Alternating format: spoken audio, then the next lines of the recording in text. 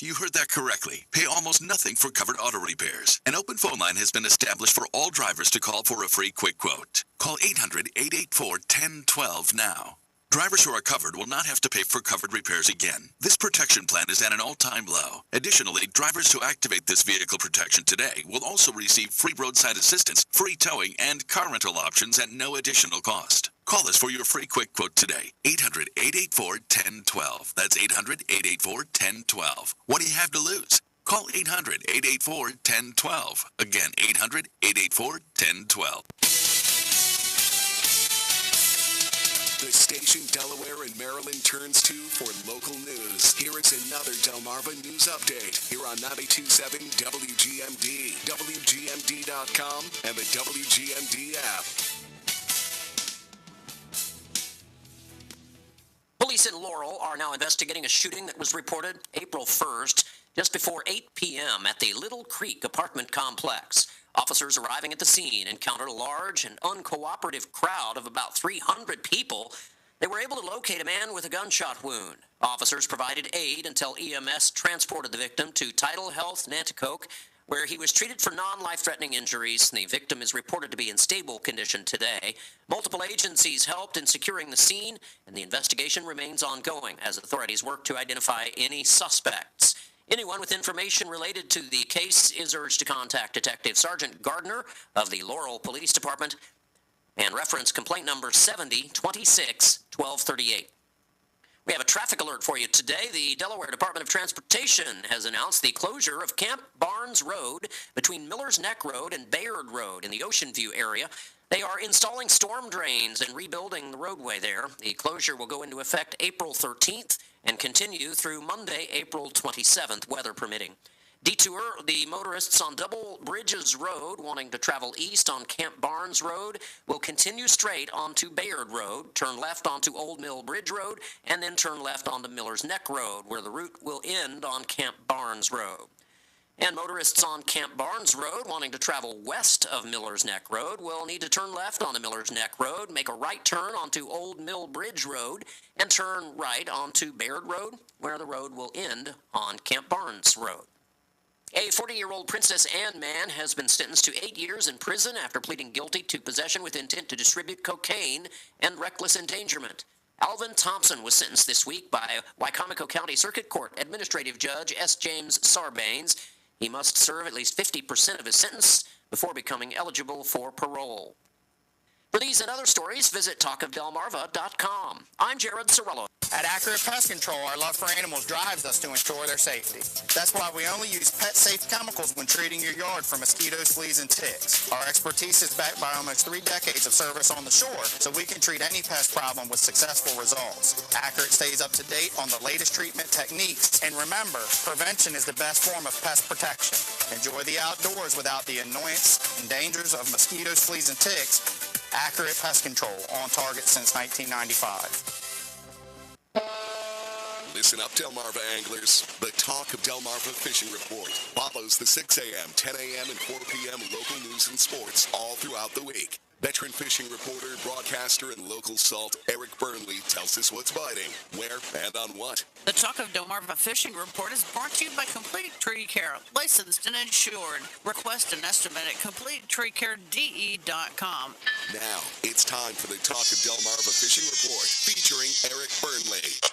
Thursday saw a temperature drop of 40 degrees and plenty of cold wind to go along with it. But the good news came on Wednesday when the first flounder of the year was reported from Delaware Bay and the Lewis and Rehoboth Canal.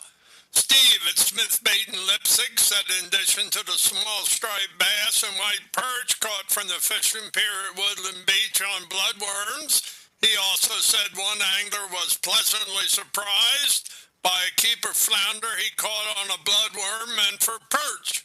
Down at Lewis Harbor Marina, they told me another angler fished the Lewis and Rehoboth Canal for a catch of flounder. Unfortunately, the bait they used was not known for sure, but I would guess either live minnows or a bucktail with gulp or fish bites. This is Eric Burnley with your Talk of Delmarva Fishing Report. Broadcasting from the Miami Car Care Center studio. News Talk America on 92.7 WGMD. The Talk of Delmarva.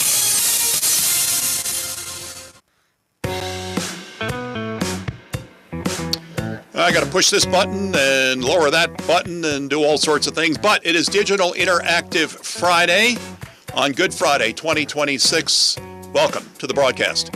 I'm your anchorman, Jake Smith. And, we did not expect to have a firing from the Trump administration to discuss this morning, but we do, and we will be discussing it. As you know, Pam Bondi was dismissed, or at least it was announced yesterday. Pam Bondi accompanied the president to the Supreme Court for the arguments on birthright citizenship, the 14th Amendment, just on Wednesday. I have a hard time believing that Pam Bondi did not know at that time that she was on her way out. However, we're going to discuss the situation with respect to the Department of Justice and the future, who is going to be the future Attorney General of the United States, with Kaylin Deese, Department of Justice reporter, the Washington Examiner. We welcome Kaylin back to the panel on Your News Talk America. Kaylin, it's great to have you back. How are you, sir?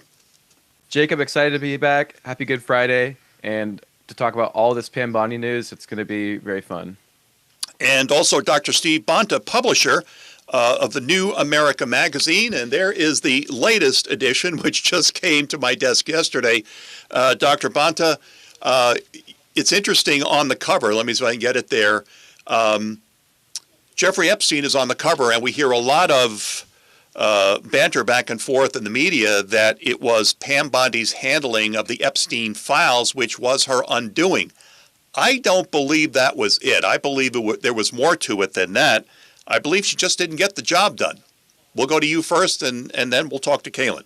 What do you think? Well, yeah, I mean that may have been part of it. At least the way, obviously the infamous the files are on my desk claim right. that certainly was very clumsily handled.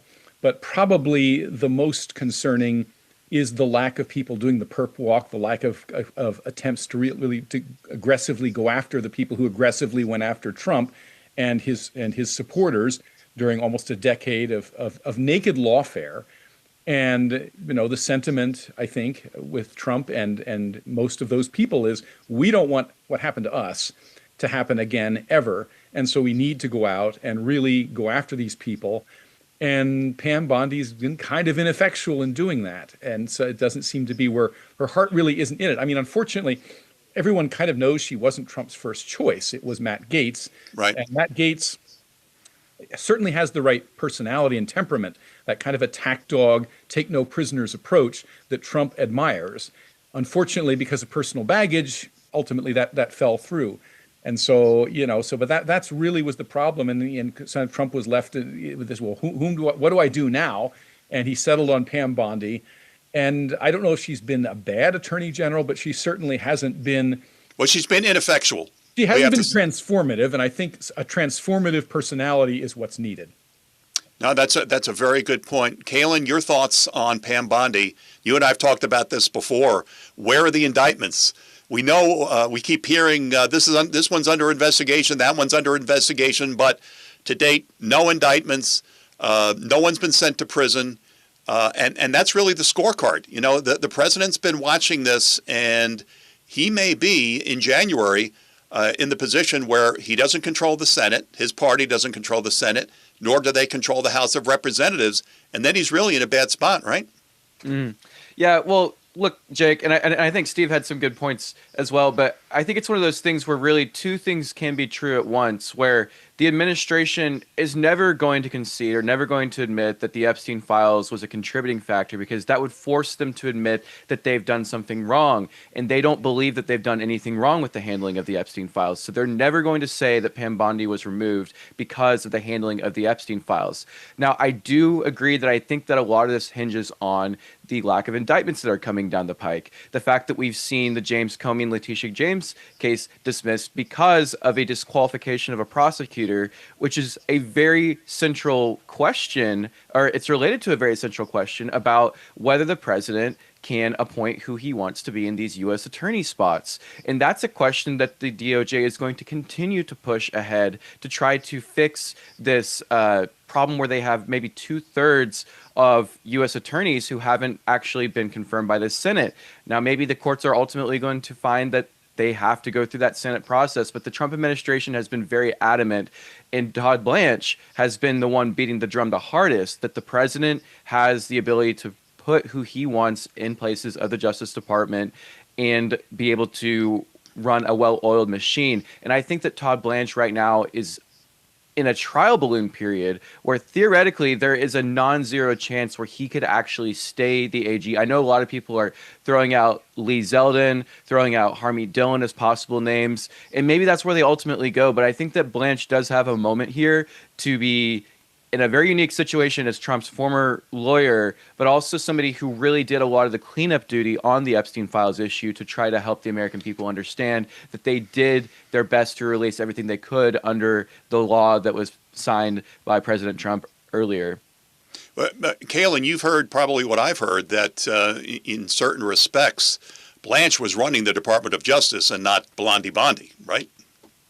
Yeah, I mean, I don't want to get into too many details, but, there was a lot of efforts in the previous weeks leading up until now, I believe, for Blanche to have more communication with members of the press. And that communication really coincided, I would say, with what we've just witnessed. So I, would not be surprised in the slightest if this was more of a pre-planned departure for Bondi, whereas obviously it came as a bit of a surprise, maybe to her and maybe for how soon she was going to be departing, because we overheard in the Wall Street Journal reporting that she was asking for an extension up into the summer to stay as AG, but obviously the president didn't want that to happen. So Blanche being, again, Trump's former attorney, and it seeming like he's running parts of the Justice Department already when Bondi's still in charge. It wouldn't surprise me if this was a more long-term plan that they already had in the works. Very interesting. Dr. Bonta, your response. No, I don't know if I can add much to that. I don't have an insider's knowledge of what's going on at the Department of Justice, but it reminds me of a little bit of the first Trump term, where we went through two attorneys general, and two temporary attorneys general. And there was a good deal at that time, of course, when Trump made it clear that he was unhappy with Attorney General Barr, for example. Barr, I think, was perceived as a guy that, we can work with by the opposition. They wanted to keep him in place, but there was a lot of talk back then. The president can't just fire these people, and at least you're not hearing that this time around. This radical notion that the head of the executive branch actually should have the ability to hire and fire, well, at least to fire, certainly, and to hire with in some cases with the advice and consent of the president, in other cases just to hire outright, that he should actually have ascendancy over his own department, seems to be settling in, because one thing I'm not hearing is, the president's being mean to Pam and he has no right to do that. This time around, people seem to at least understand. Also, I'm surprised it took him more than a year. We've had a year of relative tranquility without the kind of hiring, firing, quitting, that kind of thing that we saw in the drama that we saw in the first Trump administration. They seemed to be pretty disciplined and on message for the most part. And that, of course, now we've had two high-profile firings in the space of a few weeks. So hopefully this isn't a portent of things to come, and they can maintain some semblance of discipline in the executive branch, get the right person in place, and go forward without drama.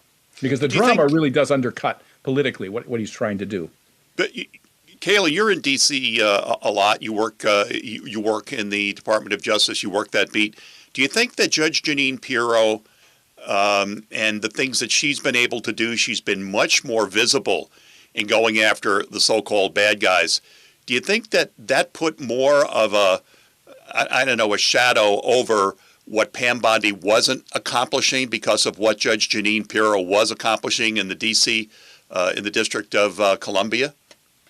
Certainly, and I think that Pirro was also able to extend olive branches across the way for DC officials. Making that sort of connection and trying to work more cooperatively with the city, with her also past experience as a prosecutor. And I think Right. that Pirro, for the most part, would be a sound replacement. The only thing I think that could also be a bit of a detriment is that, Pirro does have, sort of the same sort of stereotypical great for TV kind of aesthetic, which for Trump, I think, is a double-edged sword. In some cases, you just need somebody who's going to bury their head down and get the work done, and not be so focused on their next shot. And I think that Pirro definitely has the pedigree to be that type of person that Bondi similarly was. And I think that it ultimately wound up biting Bondi in the rear to be so public and so talkative on TV, especially with what she said on Fox News. Oh boy, I was watching that at the time, and I just said, "Did she just say what I thought she said?" Oh boy, and it may have led to her undoing, but I think at the end of the day, you know what? It's President Trump is running his administration like a corporate board of directors, and she had her monthly targets, just like sales targets and expense targets and so forth, and she didn't meet them. And she was probably given some extensions to get these done, and she didn't. And it was, she just ran out of time. Last question for you both. With Bondi ousted, this comes from our producer, Eric, who might be next in the administration? I think by and large, the president has put together an outstanding administration. But is there anyone else that you think their future in the administration might be at risk? Tulsi Gabbard, perhaps. You think so? Really? One hears, but again, this is all rumor. Washington, D.C. is the mother of all rumor mills, so who knows? I have been impressed relative to the first Trump administration at the comparative absence of this sort of drama and the ability to stay on message. And I personally hope that this will be the last high-profile dismissal for a while, and that that they, for the sake of the country and for the sake of most of the MAGA agenda, which I concur with, that we can go forward without this kind of revolving door of appointees that we saw in the first administration. Kaylin, your thoughts?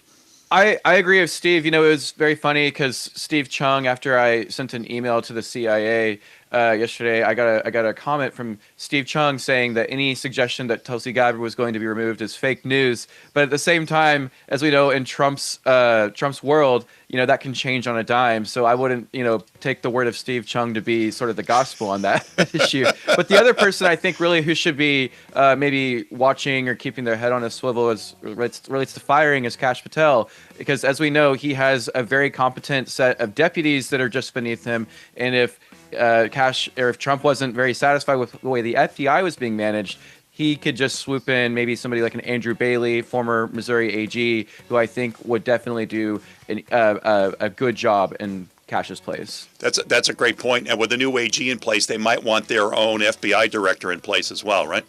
Mm-hmm. That makes sense. Kaylin Deese, Department of Justice reporter, the Washington Examiner, and again, Dr. Steve Bonta, publisher, New America Magazine, my friends. And there it is, the latest edition. If you want to become a member of the John Birch Society, I hope I'm doing a good job of holding that up for the camera. Thank you, Dr. Bonta. Great magazine. I enjoy reading it. I've been getting it now for a couple of cycles, and I appreciate your work in that publication. Well, thank you, sir, and happy Easter to both of you. Thank you, and happy Easter to you and your families as well. You're listening to and watching Your News Talk America. It's Digital Interactive Friday. You can log on and watch the program at realnewstalk.com as well as Facebook Live. Back, and we're going to talk about the carnage, the genocide in Nigeria. That's coming up next. Stay with us.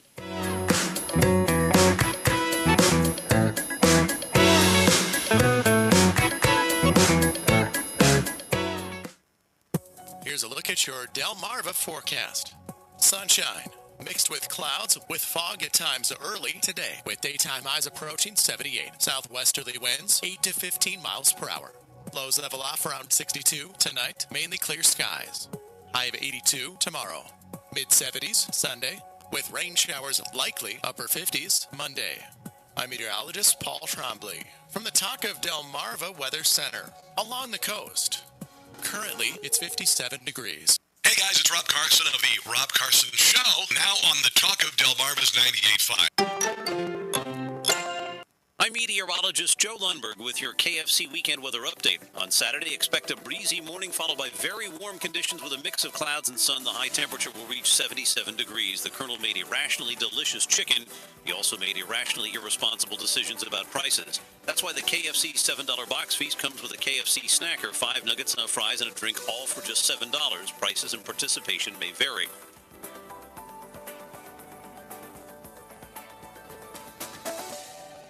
My name is Whitney Allen, and I'm a widow. My husband, Ryan, died. We never thought we'd ever have to use life insurance, but the unexpected happened. With Ethos, signing up was fast and 100% online. You can get a quote in seconds, apply in minutes, and get same-day coverage. No medical exams, and you can get up to $3 million worth of coverage. I'm grateful we were prepared. Get your free quote at ethos.com/term. That's ethos.com/term. Paid spokesperson. Time spent on application may vary. Online health questions required. Hey everyone, get ready to cruise into the summer with Bell House Medical's top-of-the-line Pride Mobility scooters. Visit our store in tax-free Lewis, Delaware, where we offer a wide range of models with no hidden fees, unlike those tricky websites. Don't let mobility challenges stop you from making the most of this season.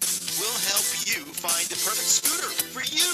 Give us a call at 302-644-4404, and let's ride into the sunshine together. Bell House Medical, your mobility partner. Views and opinions expressed are those of the hosts, callers, and guests, and not necessarily the staff, management, ownership, advertisers, or sponsors of WGMD. A Delmarva original and one of the country's most successfully owned independent radio stations, providing news, talk, and sports to the peninsula for over 40 years. 92.7 and 98.5 WGMD. The Sean Hannity Show, weeknights at 9 on WGMD's 92.7. Broadcasting from the Meineke Car Care Center studio. It's your News Talk America on 92.7 WGMD. The Talk of Delmarva. My friends, for the last several years, we have been talking about Christian genocide in Nigeria. It hasn't gotten a lick of coverage by Main Street media. As a matter of fact, it's gotten no coverage. I know President Trump has talked about it from time to time, even suggesting that he might send U.S. troops to address the problem. And I went into my own files this morning and came up with this piece of paper, this article from 2 years ago, and actually December, I take that back, January of 2024, so really more than 2 years ago. At that time, 5,621 Christians killed for their faith last year, 90% of those from Nigeria. And Nigeria is the largest country on the continent of Africa, if you didn't know that. 5,621 Christians killed for their faith last year. That was in 2023. 90% of those were from Nigeria alone. The huge increase in violence in Nigeria and sub-Saharan Africa has caused more Christians to lose their lives in the last 5 years. Christians killed in 2023 numbered 80% more than 5 years ago, 3,066. Christians continue to be brutally attacked in northern Nigeria. The terrorist group Boko Haram and ISIS militants and other armed bandits have conducted devastating raids on Christian communities. The government continues to deny this religious persecution, so violations of Christians' rights have been carried out with impunity. If you remember, this past year, the Nigerian president was in the Oval Office with President Trump, and when presented with the facts, denied that this was going on. Now, let me check with the control room to see if either of our guests that we have booked for this segment have logged in. And Mark, do we have them? Do we have them yet? Because we will, if we certainly don't have them, we'll run out of time, and that would be a shame. But sadly, Christian genocide in Nigeria is happening. And the sad part about it is that The Demcoms here in this country claim that it's not just Christians that are being persecuted. It's everyone in Nigeria that's being persecuted. In other words, Muslims are being persecuted by Islamic extremists in Nigeria. Well, I'll leave that for your discretion. And we have two panelists booked who were supposed to be here now, but are not here. But let me get to some of the facts that you probably might not know, because the story is not being covered. The crisis itself, the genocide itself, began back in 2009 with this insurgency led by the jihadist group, as I mentioned, Boko Haram, later joined by splinter factions, including the Islamic State, otherwise known as ISIS. The target in Nigeria are innocent Christians. According to the United Nations, remember them? We don't hear much about the UN anymore, do we? However, the UN said that more than 40,000 people killed by the Islamists since the start of the insurgency in 2009. 40,000. Thousands of schools and health centers were destroyed, and vast agricultural areas rendered inaccessible. Just incredible. What kind of violence are the Islamists committing against Christians in Nigeria? Listen to this, my friends. Widespread murder, atrocious maiming, gang rape, and burning alive of victims in their homes and churches. That information comes directly from the Hudson Institute. So, again, what do we need to know about who is responsible for this genocide? Well, Islamists are responsible for it.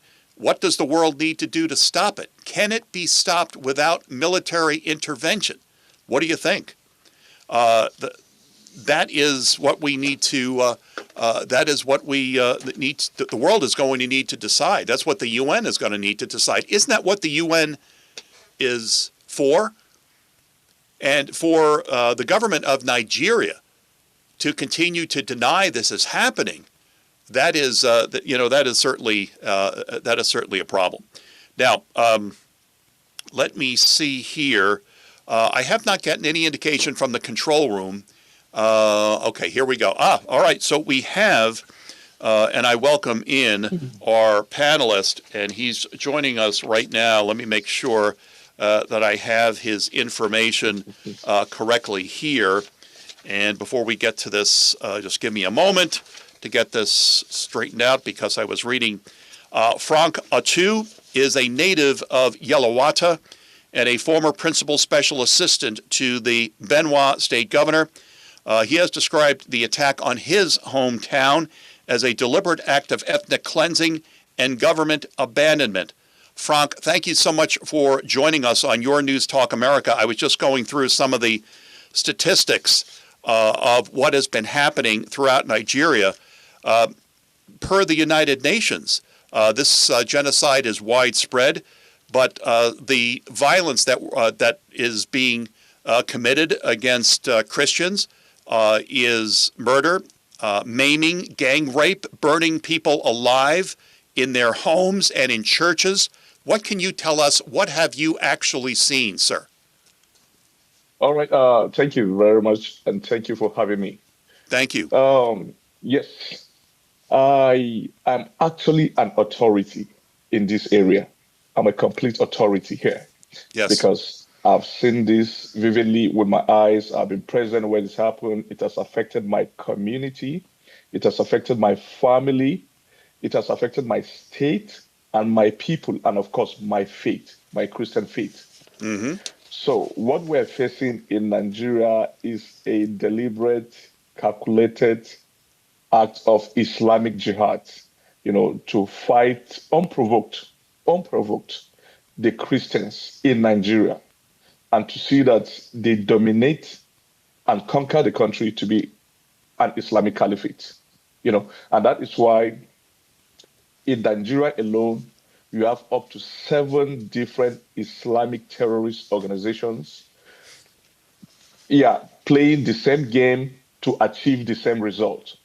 The result of instituting outright Sharia in the whole of Nigeria, not minding our diversity in race, in ethnicity, and in religion, not also minding that the Constitution of Nigeria established Nigeria as a secular state. So these guys, only in Nigeria, we have the Boko Haram. We have the Islamic State of West African Province. That's the second terrorist organization. We have the Lakurawa, another Islamist terrorist organization. We have the Ansaru, another Islamist terrorist organization.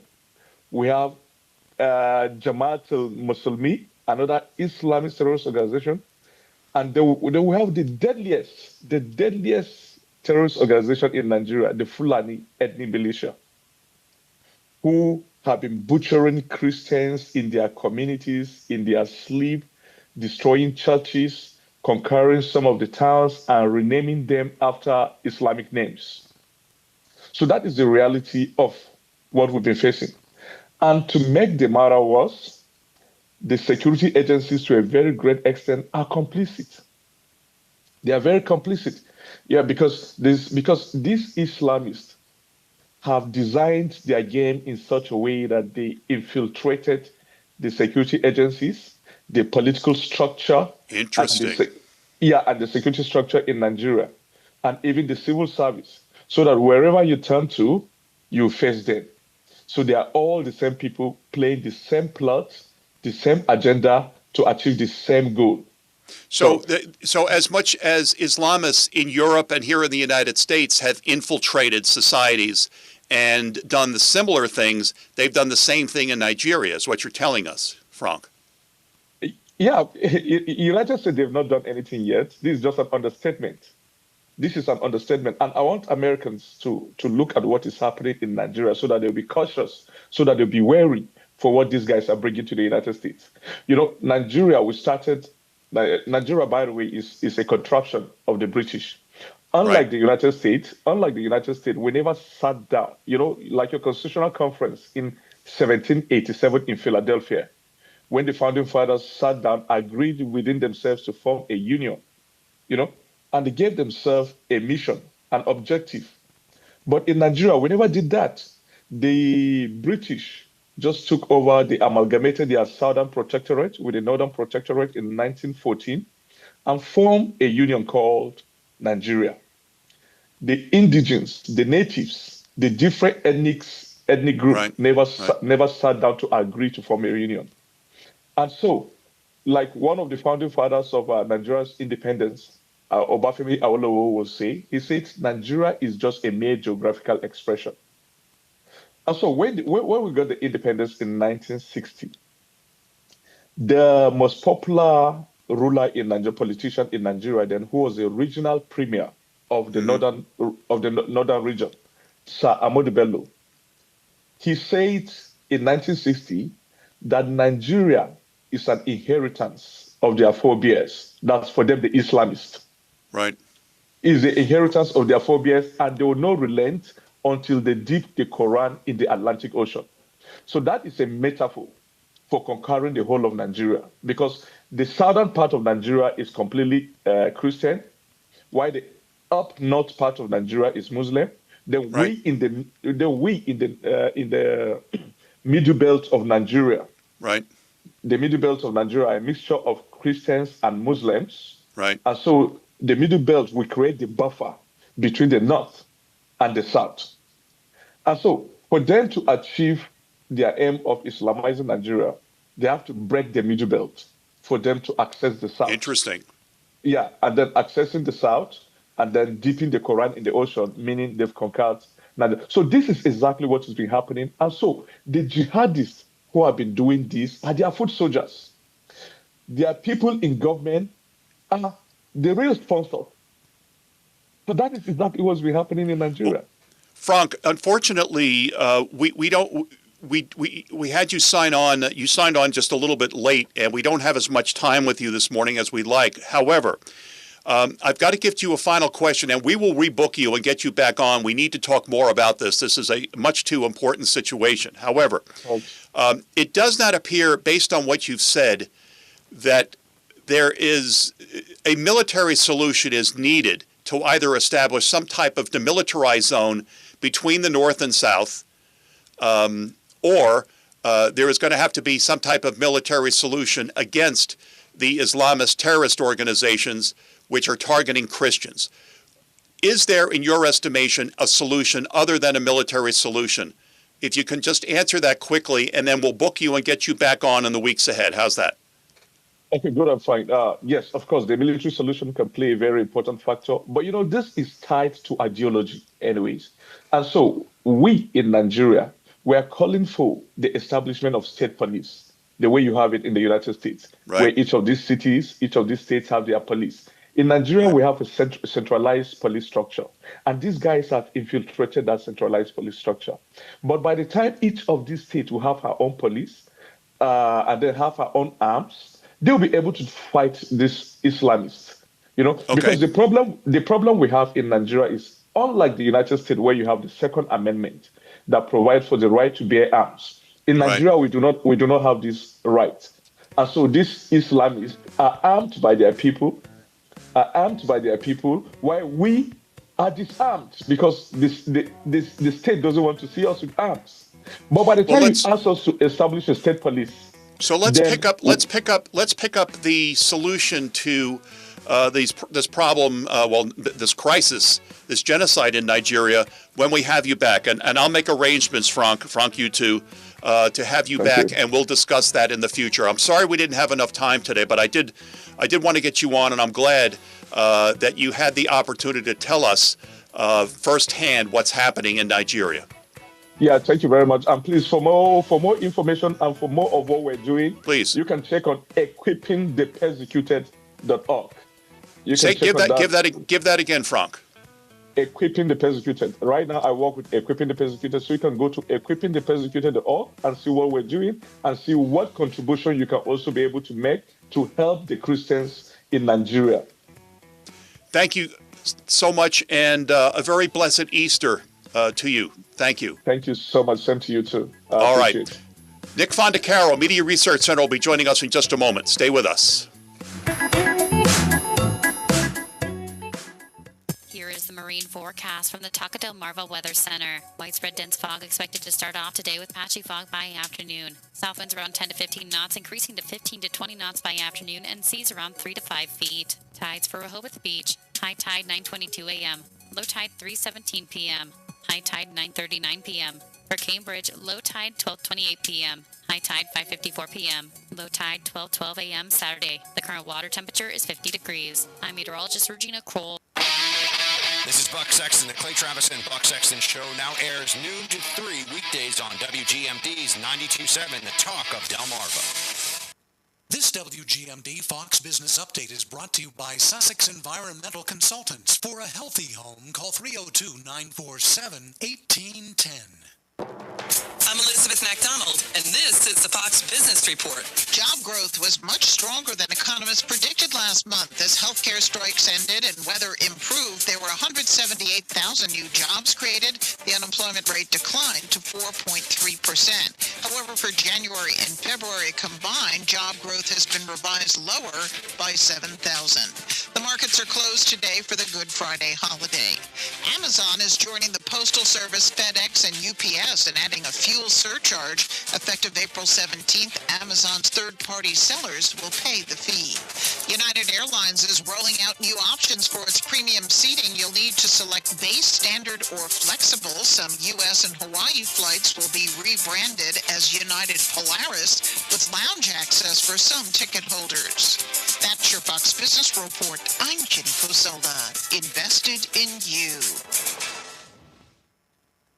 Need life insurance but have diabetes, high blood pressure, or on anxiety meds? If you're a 50-year-old male, even porky, or with type 2 diabetes, $1 million of life insurance may only cost you about $200 a month. For affordable term life insurance, call Term Provider and speak with Big Lou at 800-444-2013, 800-444-2013, or visit biglou.com. Remember, Big Lou's like you. He's on meds too. 800-444-2013.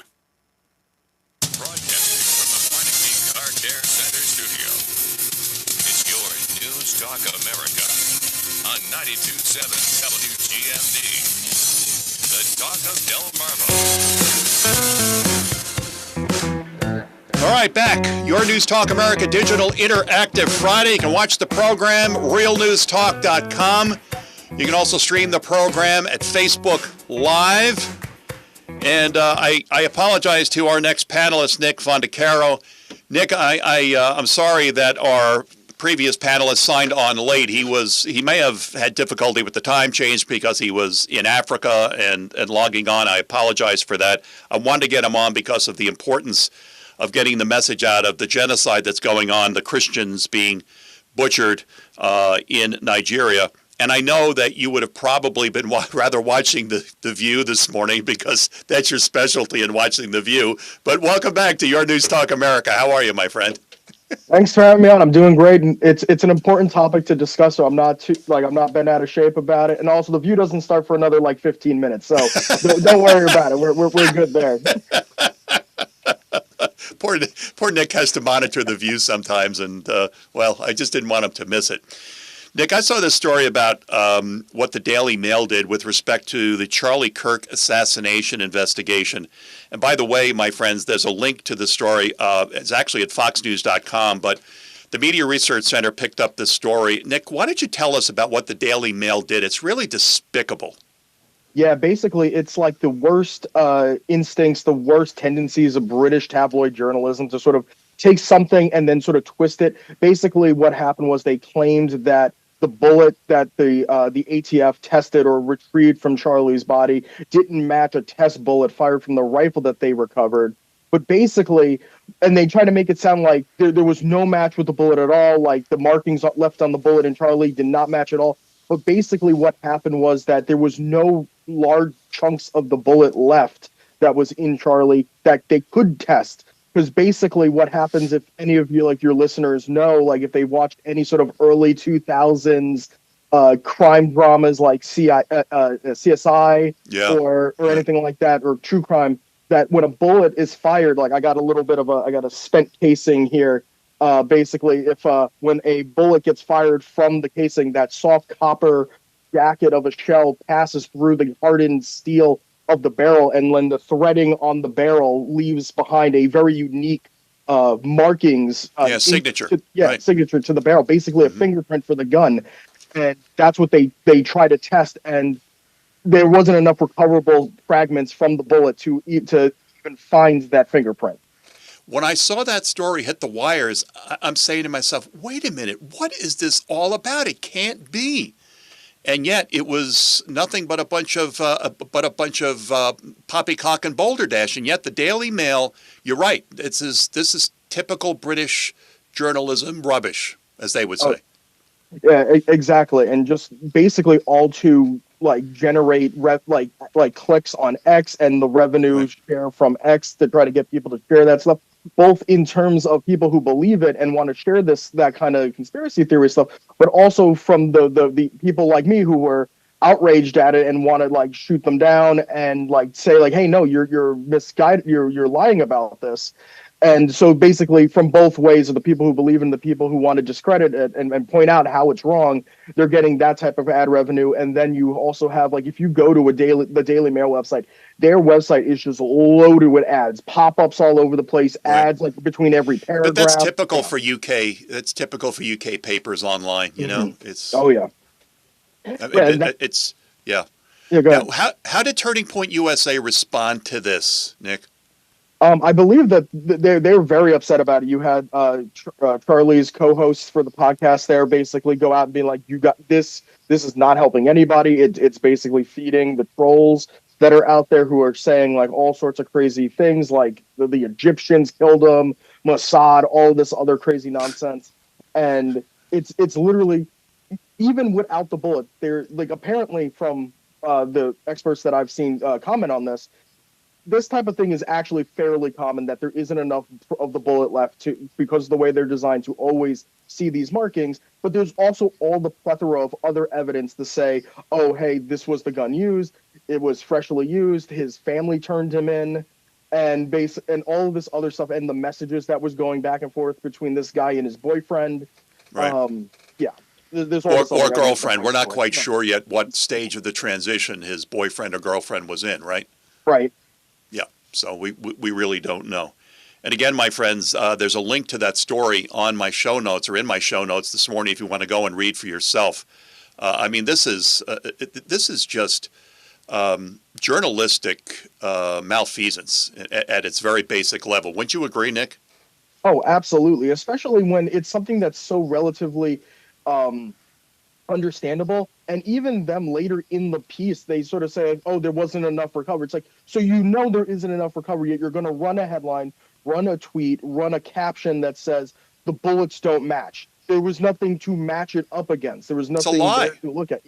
Exactly. It's basically a lie. It's 100% a lie, especially if it's like saying, oh, they found a partial fingerprint, but it doesn't match the perpetrator's fingerprints, but there was only like a fragment of like one crease of your fingerprint. There's another story that I want to talk to you about today that Tim Graham posted. I call it Democrats Never Lie. Zero lies so far in 2026. PolitiFact implies that Democrats never mangle a fact. Now, there's a link to that story underneath that, but if Democrats never lie, how come Shifty Schiff was going around the country saying that he had evidence back in 2020 that President Trump was colluding with the Russians, and we've never seen that evidence from old Pencil Neck? How about that? Exactly. That's the thing. It's a lot of what it comes down to with the PolitiFact and like these fact checkers is basically what they choose to fact check. So there'll be those lies. So they pick and choose what they're going to fact check, Nick. Is that what you're saying? Got it. Exactly. That's all what this is about. It's not that, so-and-so tells a lie, then they go and fact check it. It's that I believe the study sort of breaks that down too, is if you look at how many fact checks for Trump, how many fact checks for Republicans, there's just no fact checks for them. And what they do choose to fact check from Democrats are ones that they're going to go ahead and give them a good score on and say, oh, they were telling the truth on this. And there's also the cases where PolitiFact will do things with Democrats, like not give them a rating of, it'll just say, oh, this needs more context. At least the Washington Compost will give them a Pinocchio nose, right? Yeah, on occasion, yeah. Yeah, on occasion. Nick, because of the scheduling, I need to take a break, but then we'll come back. I want to talk about your favorite program, The View. And Don Lemon was on The View and claiming that President Trump was trying to have him rubbed out. He's trying to make him disappear. We're going to take a break on Your News Talk America Digital Interactive Friday. Nick Fondacaro, Media Research Center Associate Editor, is joining us. It's always fun when Nick joins us because, well, he always has some interesting View tales to tell us about. And we have another one coming up with Don Lemon and The View in just a moment. Stay with us.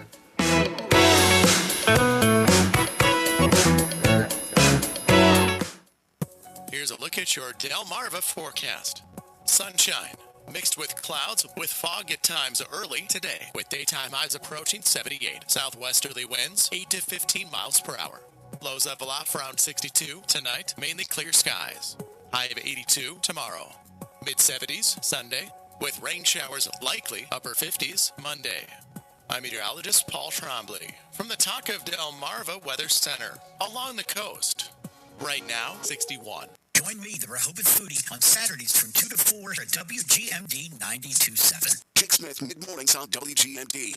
My name is Whitney Allen, and I'm a widow. My husband, Ryan, died. We never thought we'd ever have to use life insurance, but the unexpected happened. With Ethos, signing up was fast and 100% online. You can get a quote in seconds, apply in minutes, and get same-day coverage. No medical exams, and you can get up to $3 million worth of coverage. I'm grateful we were prepared.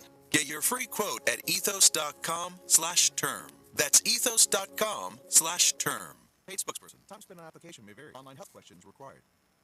Mike Rowe here with a radical idea. If you want to see more companies make more things in this country, buy more things from more companies who make things in this country. I refer in this case to the incredible t-shirts, sweatshirts, blue jeans, and more made by my friends at American Giant. Everything American Giant makes is made in the United States. And right now, you can take 20% off your first order at American-Giant.com/Mike. That's American-Giant.com/Mike. This year, trust experience has stood the test of time. Complete Tree Care has been proudly serving Sussex County for over 25 years. From expert pruning to storm cleanup and tree removal, we've been keeping properties safe and beautiful for decades. Start the new year with a company you can count on. Complete Tree Care, 25 years of trusted local service. Call today, 302-947-2273, or request an estimate at CompleteTreeCare.com. Tune in this Tuesday at 4:40 p.m. as I'll be live with Dr. Tiny and the housing segment. Learn how we can create housing options that work for everyone in our community. This Tuesday at 4:40. Mike Bradley and the WGMD morning team is up well before the crack of dawn to deliver you all the latest news and pertinent information to start your day. Beginning at 5 a.m. weekdays here on 92.7 WGMD, Delmarva's News Talk and Sports Station. Broadcasting from the Flanagan Car Care Center studio. It's your News Talk America on 92.7 WGMD. The Talk of Delmarva.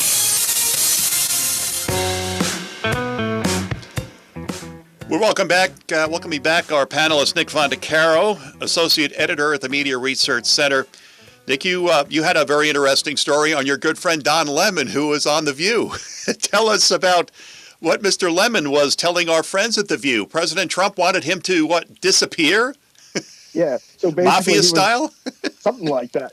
Yeah, so basically he was on The View with, all of them are good friends of him. So it's basically, if he's going into Fennerly territory, most of them apparently have been to it, were at his wedding. Oh, good.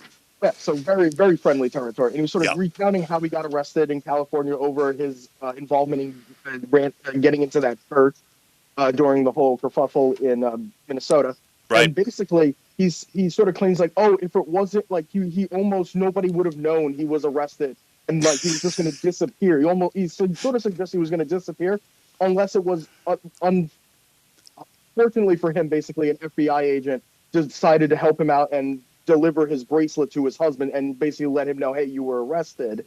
Or his husband was arrested because his bracelet was giving them a hard time when they were getting the cuffs on. And basically, he was basically making it sound like he was going to disappear. But it's like, once he goes to booking, they're going to give him his phone back, and they're going to be like, hey, call your lawyer, call somebody to let them know where you are and get the legal stuff starting to work out. And that's exactly what happened. And he's out on the street, but now it's suddenly this thing that he was like very close to being eradicated or something. You cannot make this up. I guess you can make it up on The View, though, right, Nick? Yeah, he did make it up. That's exactly what happened. Final story. Omission. This is by, let's see who. Jorge Bonilla posted this story. Omission. Listen to this, my friends. And this is a story which we're going to be covering later in the broadcast. If you haven't heard, hospice fraud, just like there was Leering Center fraud in Minneapolis. Well, there's hospice center fraud in Los Angeles to the tune of millions of dollars. ABC, NBC, silent on the massive California hospice fraud. Now, we know how important hospice services are to American families, and yet I guess the bad guys have seen that they can steal American tax dollars for that they can fake hospice services and make a ton of money from it. And ABC and NBC decided to ignore the story, which is going on right now, hospice fraud raids in the Los Angeles area yesterday. Right? Mm-hmm. Exactly. And basically what we're seeing is a lot of them don't want to cover the story because they see it as like a conservative story or cracking down on fraud. When we saw what they were claiming during the Doge yes. They said, oh, there's no fraud at all, and there's no reason for Doge to do anything like this. Meanwhile, now we're seeing all of these local stories that are sort of bubbling up after what happened in Minnesota, where those stories came up, and now people started looking around and being like, oh, is there fraud here? Is there fraud there? Even CBS here, they were some of the first ones on this because they even beat Nick Shirley a little bit by a few days to the story. And so that's some of the light changes we're seeing from CBS, or at least percolating up from their local affiliates. Yeah. And that's the Los Angeles. Obviously, they own. I guess it's is it KCBS in Los Angeles or KNX? Possibly, yeah. I forget it off. They own the affiliate in Los Angeles. But this is big money. What they would do is they would get the name of a patient, and then get hospice money from Washington that they were going through hospice, and then they would pocket the money. And I think it came out to like $35,000 per patient, to the tune of millions of taxpayer dollars, right? Yeah, exactly. So they're basically it's the fraud of like taking things out in people's names. So possibly some of these people have passed already, and they just weren't taking stuff from the federal government, and now they're the federal money, your like national tax dollars from people, hardworking people all over the country, are now sort of getting funneled into these scam programs. And one has to sort of wonder that, like, especially this being focused on California now, maybe all of the fraud that was outraging people in the state of California when it came to the fires and all that fraudulent money for the repair efforts and helping people out because of that. Now people in California are sort of being like those rumors of like, oh, this thing was happening here, this thing was happening there. And now all of this is sort of, especially in California, because of that stuff, maybe the good thing from that is now all of these other programs are going to get exposed. And with a $39 trillion deficit right now, how much of that deficit, we have to ask ourselves, as Americans, how much of that deficit can be traced directly to this waste, fraud, and abuse, Nick? I mean, we have to ask the question, right? Exactly, and that's what Doge was trying to get to the bottom of, and then the media just didn't want to hear it, and now until apparently it's like knocking on the doors of one of their affiliates. Yeah, those that they protect. That's exactly what they do. My friends, the Media Research Center is on the front lines, and you see how dangerous a propaganda media is to this nation. They are. And the Media Research Center is fighting back on our behalf, and we have to protect them. We have to help them, subsidize them. Go on the Media Research Center, mrc.org. $5, $10, $20, whatever you can donate. Please help the Media Research Center so they can continue their fight because, let's face it, the media is, the Marxist state media is winning right now. And we cannot allow this to continue. We don't have a lot of people fighting on our behalf. And right now, the Media Research Center is, and we have to support them. Nick Fondacaro, you don't want to miss the view, so we have to say goodbye. Thanks for having me on, and you are tax deductible. Yes, that's right. You are tax deductible. Nick, we'll talk to you soon. Thank you. You're listening to Your News Talk America. You're watching Your News Talk America. Back after news. Stay with us.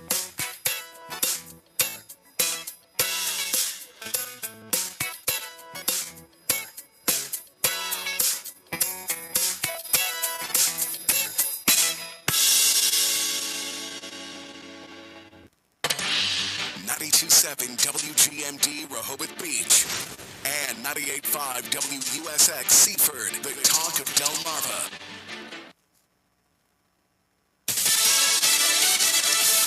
178,000 new jobs. I'm Chris Foster, Fox News. The Labor Department's monthly jobs report blows past most economists' expectations, a bounce back from a 133,000 job loss the month before. The no tax on tips, no tax on overtimes, making the old Trump tax cuts permanent, deregulation. White House Economic Advisor Kevin Hassett tells Fox it shows the agenda's working. The unemployment rate ticks down to 4.3%.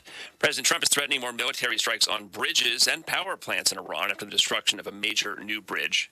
Iran's foreign minister posting on X today, striking civilian structures, including unfinished bridges, will not compel Iranians to surrender. It only conveys the defeat and moral collapse of an enemy in disarray. Every bridge and building will be built back stronger. What will never recover damage to America's standing. And Iran is threatening to retaliate by targeting bridges across the Gulf and also a couple of the commercially critical land bridges from Jordan into Israel. Fox's Jonathan Hunt. Acting Attorney General Todd Blanche denies speculation that President Trump fired Pam Bondi over her handling of Jeffrey Epstein files. The Wall Street Journal reports the president told Bondi he thinks it's time.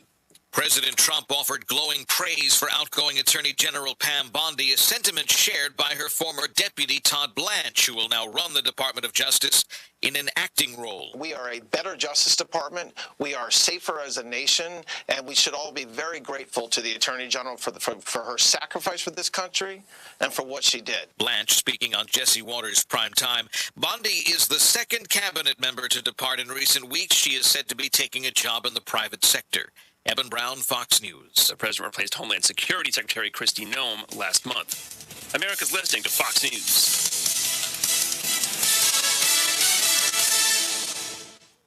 This is a special alert to all Americans who own a vehicle with less than 200,000 miles with an auto warranty about to expire or with no warranty coverage at all. Due to a decline in the economy, CarShield is announcing a low-cost month-to-month vehicle protection plan that is now available to the public to save any driver out-of-pocket expenses on future auto repairs. Call now to find out how you can pay almost nothing for covered auto repairs. Yes, you heard that correctly. Pay almost nothing for covered auto repairs. An open phone line has been established for all drivers to call for a free quick quote. Call 800-884-1012 now.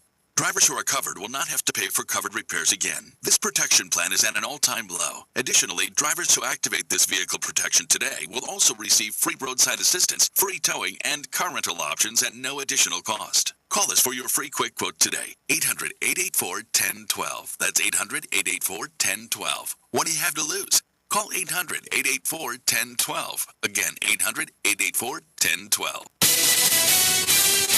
Delmarva's home for local news, 92.7 and 98.5 WGMD, the talk of Delmarva. The news is brought to you by Wings to Go Long Neck. Open every day at 11 a.m. Order on DoorDash or call 302-947-9444. Police continue to investigate after a Dorchester County man was arrested and charged with attempted murder. This happened around 10:20 last night at a home in Vienna.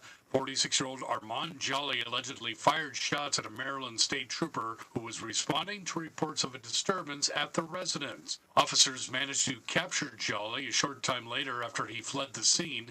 The trooper was not injured. Jolly is currently being held without bond at the Dorchester County Detention Center. Gas prices are up again heading into Easter weekend. According to AAA, the average price for a gallon of regular unleaded gas in Sussex County is $3.90. That's 3 cents higher than a week ago and 90 cents higher than a month ago. If there's any good news, we are about 19 cents a gallon lower than the national average of $4.09. The Salisbury Marathon is tomorrow in downtown Salisbury. Hundreds of runners from across the country will take part in a full marathon, a half marathon, or 5K races. The downtown plaza will be closed today at 1 p.m. for event sign-up. There will also be several road closures starting tomorrow at 6 a.m. For a list of those road closures, as well as a map of the marathon, just go to our website, talkofdelmarva.com. WGMD AccuWeather. A mixed bag for your Easter weekend. Partly to mostly sunny today. Look for highs in the low 70s on the beach to near 80 inland. Tonight, clear, partly cloudy, a little breezy with a low of 58. Tomorrow, mostly sunny, breezy, and warmer. Highs in the low to mid 70s on the beach and the low 80s inland. Easter Sunday, windy, cloudy, and cooler with a chance of showers or thunder showers. Mid 60s along the beach to low 70s inland. And then on Monday, mostly sunny, even cooler with a high of only 58. For more on these and other stories, visit our website, talkofdelmarva.com. I'm Dave Spencer. Craving wings? Head to Wings to Go Long Neck, now under new ownership, where flavor meets freshness. Choose from 29 sauces and dry rubs. Enjoy traditional or boneless wings, always cooked to order. Try cheesesteaks and their popular soft shell crabs. Conveniently located at 25938 Plaza Drive in Millsboro. Open daily at 11 a.m. Call 302-947-9444 or order on DoorDash. Wings to Go Long Neck. Simply great wings since 1985. Broadcasting from the Meineke Car Care Center studio. It's your News Talk America on 92.7 WGMD. The Talk of Delmarva.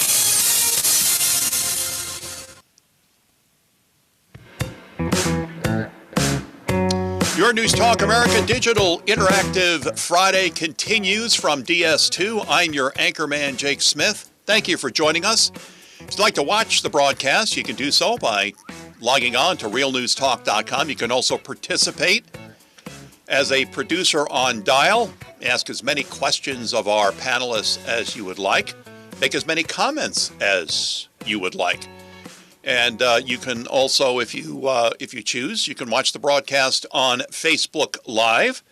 And I want to welcome in our next panelist, and it's the first time that she has joined us. Her name is Janice Trey. She's a former CEO at the Epoch Times and a national spokesperson for a platform called SafeMeet. We'll talk to her about that in a moment. She's also a labor camp survivor of Maoist China. Janice, I have to tell you, the Epoch Times has made such a difference in my life. What a fabulous newspaper it is. And what a difference it's making in my life, and as I just mentioned, in so many all over the world. Your thoughts? Thank you so much, Jake, for having me on your programs. And our team has worked for 25 years consecutively, to bring truth, tradition, and hope to the readers, because we are nonprofits and our revenue source is mainly from subscribers, subscriptions. Right. So we are only accountable to the readers and the viewers. So we are able to maintain that independent journalism. Now, you were a survivor of a Chinese labor camp under Mao. You have a message to all Americans about the growing threats to free speech from big tech censorship and China's expanding digital influence in our country. Absolutely. So give you some examples. Please. Facebook have limited Epoch's advertisements on Facebook because we're growing 17,000 new subscribers on Facebook ads, and they want to curtail our growth, and they have suppressed our advertisement. I mean, Epoch Times is an American company. How can you deny a law-abiding American company from even purchasing ads?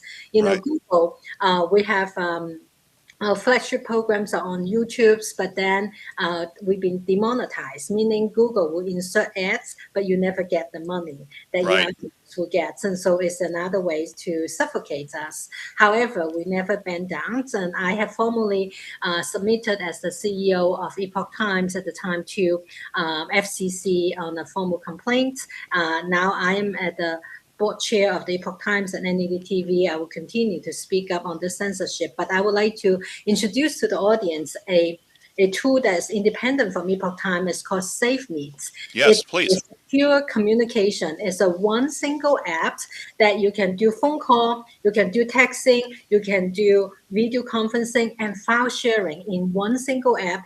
It's end-to-end encryptions, frame-to-frame encryption, real times. What's different from other tools is it store the local key in your local device, meaning your phone or your computer. Right. It means no one else, any hackers trying to remote access your content cannot do that because they will never have your local key. And even SafeMeet developers never have your contents, never record your contents because the encryption is on your local device. And even a court subpoena can never get to the contents because the court will also do not have access to your local key. Such encryption technology has been trusted by NATO, NASA, UK, National Health Services, German Department of Defense. And this technology is now available in a standard offering from Zoom or Microsoft Teams or Google Meet. And as you know, Zoom is owned by the Chinese company, which they have to subject to the Chinese Communist Party. And in comparison to Signal, Signal is an encryption app. However, Signal has a backdoor, and Signal's backdoor has been hacked, and it's actually... is that true? Because I used Signal recently.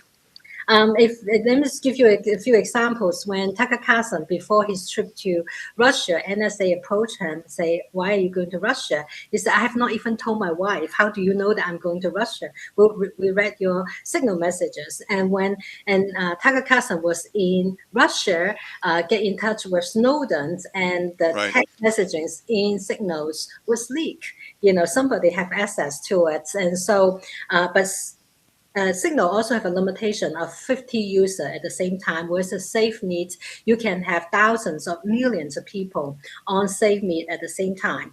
Signal has another disadvantages, like because you use phone numbers. So we remember when my boss situation was someone, a staff level, add the phone number of a journalist, but Right. in SafeMeet, in every single meeting, you can decide to have the strongest security, meaning you admit each person verified. Or if you have a podcast that you want to spread to the world, like have a Easter service, whoever get the link, they can Right. get the links, then you can make it open-ended. But every meeting, you can make that decisions. And even though SafeMeet allowed you to make phone calls, you don't need a phone number to register in SafeMeet. All it takes just an email address.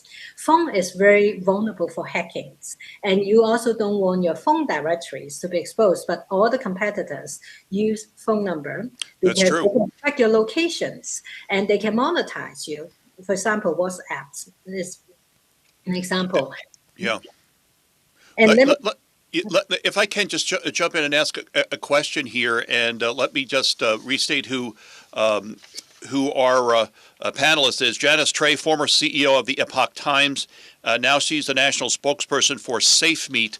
We know all of the things that have been said the last couple of years about TikTok and the exposure of our data and the algorithms that the Chinese were using and capturing the information they were capturing from TikTok. SafeMeet then is a way in which your personal information and those algorithms will not be exposed to anyone, correct? Absolutely, because Okay. the encryption technology. So you definitely want your financial records, your health records, because you can create a private room, you can store information, and you want to share with your certified public accountant, you want to share with your doctors, but not anyone else. And TikTok is a Chinese-owned company, and so it's subject to a lot of like eavesdropping and so on and so forth. And SafeMeet not only have the encryption, but it has its own private virtual servers and has its own cloud, has its own data centers. So it's not subject to any of the hack that you often heard about, the cyber attack on a big tech. So because of the entire ecosystem. Imagine today is Good Friday. Imagine as long as there's internet, you can use SafeMeet. And imagine we have a Bible study with millions of people, including those in China, in Russia, in Africa's places that are subject to monitoring. And they cannot be monitored that way. Now, one of our listener producers, Wolf, asks on our Dial Interactive board, who is working on new uncensored platforms? So you would consider SafeMeet as an uncensored platform? Yes, because they cannot get to the content. And, it's very simple. Anybody go to Apple App Store or Google Play Store, they can download, or they go to safemeet.us, they can download. As long as there's internet, all your conversations, your files, and your video conferencing is 100% secure because it's fully encrypted frame by frame, and no one else can decrypt except yourself. Is SafeMeet based here in the United States, Janice? Yes, it's owned by Americans and it's developed by Americans and people who I 100% trust. And so far, we've been helping. I mean, we have even people work in the stock exchange because they handle sensitive data and they use SafeMeet. Yeah. Let me ask you, and we're talking obviously about security and China's relationship with big tech. What are your thoughts about Neville Roy Singham? The big tech is very concerning. I mean, you can. I was in the hearing with late Congressman Tom Lantos, when he personally asked the executive of Yahoo, what have you done for the wife of the Yahoo user in Hong Kong and was arrested and detained, and what have you compensated the wife at the time? Did nothing. And what happened was Yahoo turned over the data, to Chinese government. So unbelievable. Because China require a lot of things if you want to have business in China. And yes. Many of big tech, their softwares are in China. So you can only imagine what type of agreements they have subject to. And some even put the data center there.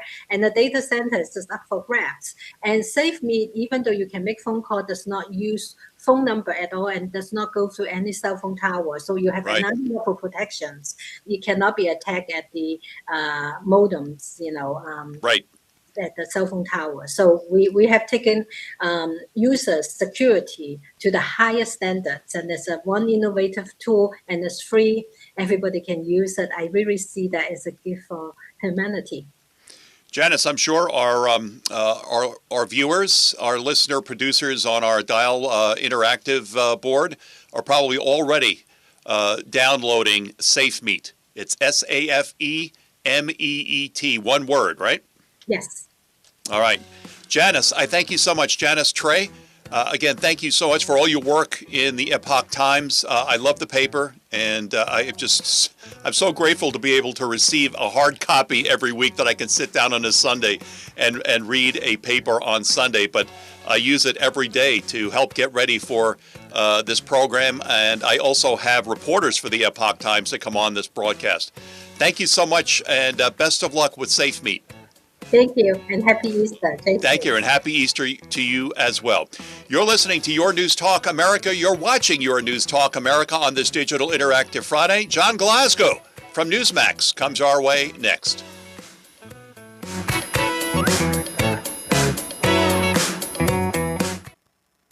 Here's a look at your Delmarva forecast.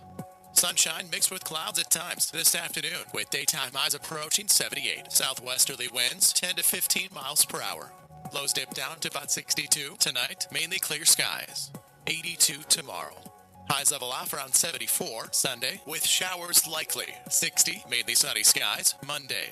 I'm meteorologist Paul Trombley from the Talk of Delmarva Weather Center. Along the coast, currently it's 63 degrees. Salute the troops with 92.7 and 98.5 WGMD. You're listening to WGMD. This 11 a.m. Wellness Minute is locally brought to you by Pam Health Rehabilitation Hospitals. Did you know that April is Limb Loss and Limb Difference Awareness Month?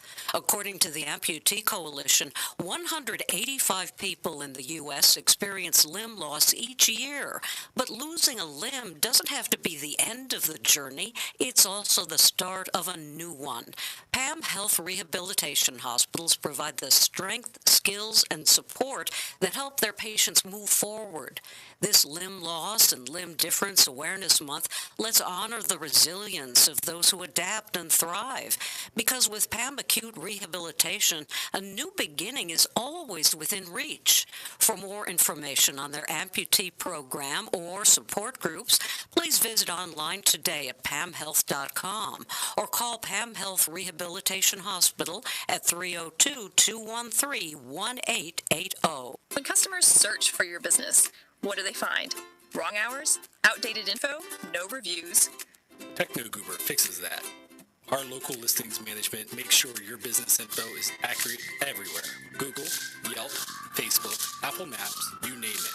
More trust, more traffic, more sales. Be everywhere your customers are with TechnoGoober. Visit technogoober.com today. That's all one word. technogoober.com. Views and opinions expressed are those of the hosts, callers, and guests, and not necessarily the staff, management, ownership, advertisers, or sponsors of WGMD. Here's how to listen to WGMD's 98.5 on your electronic device. Simply say, Alexa, open Talk of Delmarva Seaford, and you'll hear all your favorite programming from 98.5, the Talk of Delmarva, on air, online, and streaming. The Talk of Delmarva Radio Flea Market, Saturday morning at 10 on the Talk of Delmarva. Broadcasting from the Flanagan Car Care Center studio. It's your News Talk America. on 92.7 WGMD. The Talk of Delmarva. The DOJ may be releasing the list of Jeffrey Epstein's clients? Will that really happen? It's sitting on my desk right now to review. Last July, the DOJ put out a memo announcing. Well, did that little mistake ruin the career of Pam Bondi as Attorney General? I seem to think not. I think it was the fact that there were no indictments, no convictions, and the fact that, well, she just didn't get the job done as the president thought that she should. And we're going to pose that question right now to the host of Sunday Report on Newsmax, just back from vacation. I guess your time in Arizona was vacation, wasn't it, John? John Glasgow, the host of Sunday Report. Vacation. It was real quick. Got to see my mom and dad. They live out in Arizona. So it was nice. You know, you got to reconnect, touch grass sometimes. That's true. Right? And you stayed away from the tumbleweeds, right, John? I tried. It's hot there, though. It's like a different world than it is in New York. It was 100 degrees, got some golfing in. Did you really? But it's a dry heat. It's a dry heat. Dry heat, yeah. I don't know how my parents golf in that weather. They golf in 100-degree heat, Jake. It's unbelievable. Again, it's a dry heat. There is, if you go buy a postcard, I don't know if people send picture postcards anymore, but there's one with two skeletons sitting on a front porch with the caption, "It's a dry heat." Yeah. Anyway, John, were you surprised that Pam Bondi got the axe yesterday? I wasn't at all surprised. I was surprised that it took this long. Your thoughts? I agree. I think that this was coming. Yep. This was the shakeup that needed to happen.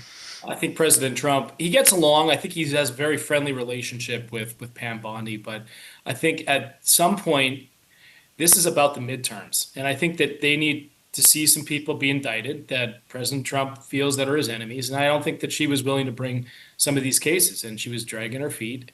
And I think they wanted more accountability on that front. Whether or not she thought legally she could bring these cases or not, that might be something that, from her perspective and her experience, she didn't think maybe there was enough there, or was taking too long to investigate these people or at least bring an indictment. So was I surprised? No, I think that was coming. It was a matter of time. And I think that you're going to see more cabinet shakeups before the midterms. Really? Yeah. And would you wager a guess on who you think is going to be leaving next? I wouldn't know for sure who, but I think that if they get crushed in the midterms, there's going to be more shakeups in the cabinet. For sure. You mentioned the midterms though, but because if Trump loses the Senate, and I think this may have pushed him to move Pam Bondi out now, if he loses control of the Senate, not that he has control of the Senate. I mean, John Thune doesn't give him control of the Senate. Yeah. But the fact is that his the possibility of him getting an Attorney General nominee through the confirmation process becomes much more difficult. And then if he loses the House, he's going to get impeached. So that's the other thing. I think that was a part of it as well, Jake. That's a really good point. Is if Pam Bondi gets out now, that gives them time now to get somebody else in there and confirm before the midterms.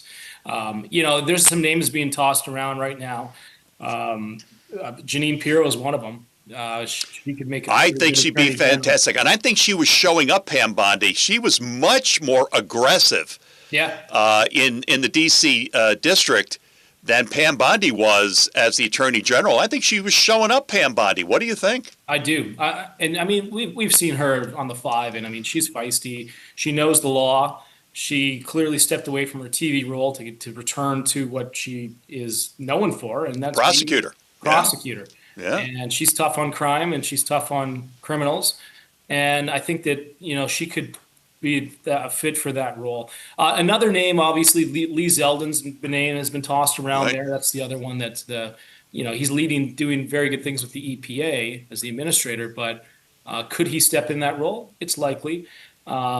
Is he going to have the teeth to prosecute some of these people that President Trump finds that are his enemies? Who knows? That's a big question.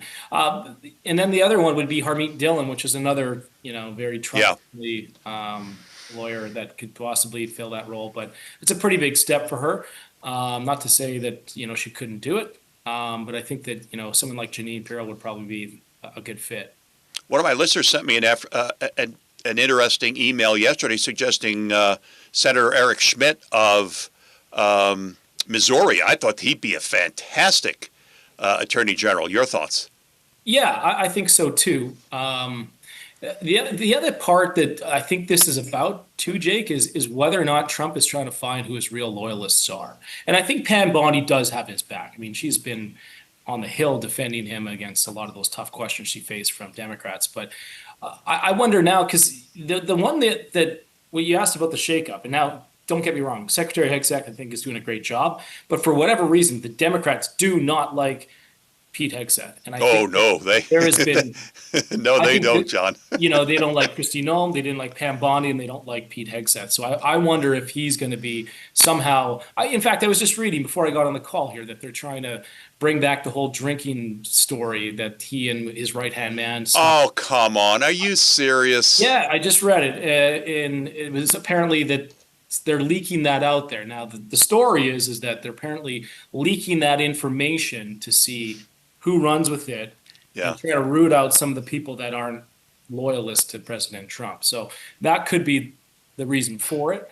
But, I mean, he's been in the crosshairs for so long for the Democrats. They don't think he's qualified to be the Secretary of War. But, look at him right now. I mean, he's in the middle of this war in Iran. You're going to shake up, Secretary of Defense? I mean, they don't like his the tattoo. They don't like the fact that he's a Christian. They don't like the fact that he's divorced. I mean, how many of them are divorced, John?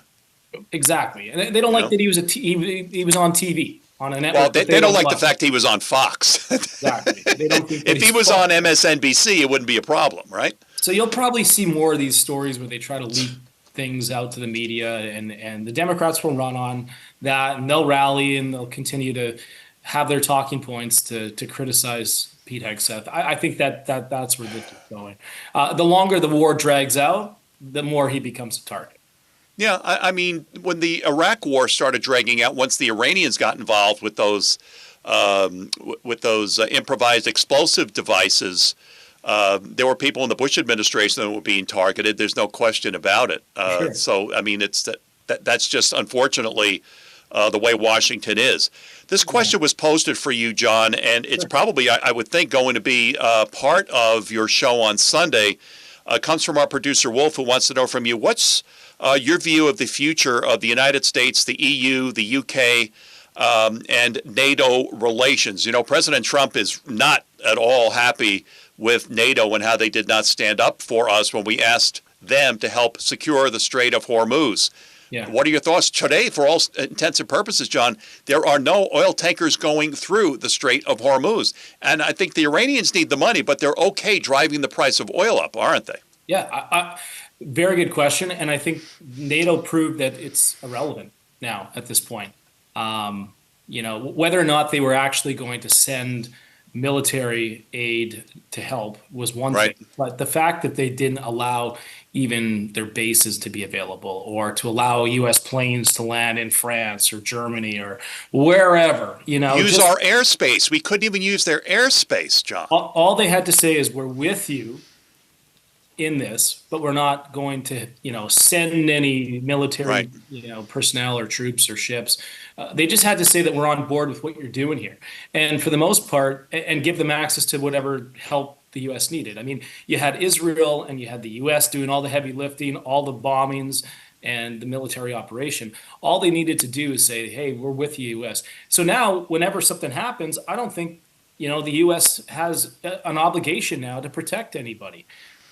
This is a moment of war, and this is when the U.S. needed help and called on their allies. Well, isn't that what the NATO Charter stands for, John? Isn't that what the NATO Charter is supposed to be about? Exactly, and President Trump made a very good point. He says, "Look, you guys rely more on this situation in Iran than we do." That's right. We're doing this because we don't think that they should have a nuclear bomb, Iran, and he's right. So. President Trump is standing up for humanity. He doesn't want the world to end with a nuclear bomb. And I think your allies at some point have to back that and have to stand behind the U.S., whether or not it's, they agree with it or not. Are you with us or are you not? John, what can we look forward to? Sunday Report, Newsmax, 10 to noon Eastern Time. Big show coming up. We're going to talk Pam Bondi. We're going to talk what's next. Who is going to be next in line for the Attorney General? We have that discussion here with you, Jake.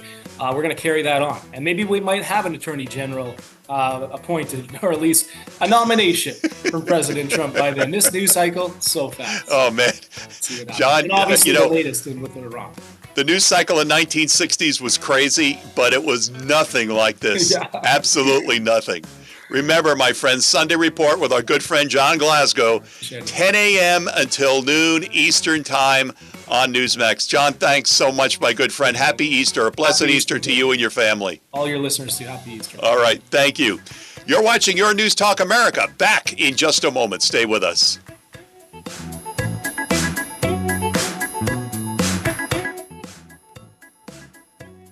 Here is the marine forecast from the Taco Del Marva Weather Center. Widespread dense fog expected to start off today with patchy fog by afternoon. South winds around 10 to 15 knots, increasing to 15 to 20 knots by afternoon, and seas around 3 to 5 feet. Tides for Rehoboth Beach. High tide 9:22 a.m.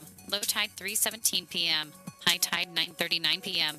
For Cambridge, low tide 12:28 p.m. High tide 5:54 p.m. Low tide 12:12 a.m. Saturday. The current water temperature is 50 degrees. I'm meteorologist Regina Kroll. Hey, it's Rockfish. Tune in this Saturday night at 10 p.m. and Sunday at 3 p.m. for Laugh Smartly to laugh like me and Mrs. Rockfish do on WGMD's 98.5 The Talk of Del Mar. This WGMD Fox Business Update is brought to you by Sussex Environmental Consultants. For a healthy home, call 302-947-1810. I'm Susan Lee, and this is the Fox Business Report. Wall Street is closed today for the Good Friday holiday. When traders return on Monday, they'll be reacting to a much better than expected rebound in the job market in March. There were 178,000 new jobs created. After a decline in February, the unemployment rate slipped to 4.3%. Economist Stephen Brown at Capital Economics says the report reflects a reversal of strikes by healthcare workers in California and Hawaii and severe weather that crushed hiring in February. Hyundai Motors says it's being impacted by the Iran conflict because its exports to Europe and North Africa are transported through the Middle East. It says parts suppliers and raw materials are also affected. Hyundai and its partner Kia are the world's third largest automaker by sales. That's your Fox Business Report. I'm Jenny Coselda. Invested in you. Need life insurance but have diabetes, high blood pressure, or on anxiety meds? If you're a 50-year-old male, even porky, or with type 2 diabetes, $1 million of life insurance may only cost you about $200 a month. For affordable term life insurance, call Term Provider and speak with Big Lou at 800-444-2013, 800-444-2013, or visit biglou.com. Remember, Big Lou's like you. He's on meds too. 800-444-2013. Broadcasting from the Montgomery Car Care Center studio. It's your News Talk America on 92.7 WGMD. The Talk of Delmarva. Tonight we take you inside a major fraud bust totaling tens of millions of dollars. It happened this morning in Los Angeles. Senior national correspondent William LaJeunesse was there when it all went down. Well, we're not going to play that whole thing, but you can watch part 2 of that on the Fox News Channel. Special report with Bret Baier. Dr. Mehmet Oz is going to be interviewed. He was actually there on the bust, on the bust of all those who were arrested for hospice fraud. Homeless fraud, hospice fraud, where does it end? But I want to welcome back to the panel Michelle Steeb. Michelle's been a guest of ours before. She's joined the panel. She's back. The author of Answers Behind the Red Door, Battling the Homeless Epidemic, visiting fellow with the Discovery Institute and Fix Homeless Initiative. Michelle, thanks so much for coming back. The fraud associated with homelessness, and now what we're finding out is hospice in Los Angeles County.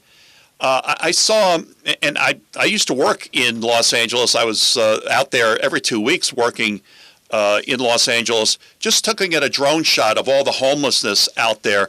I mean, all the money being pumped in, and nothing is being done to address this.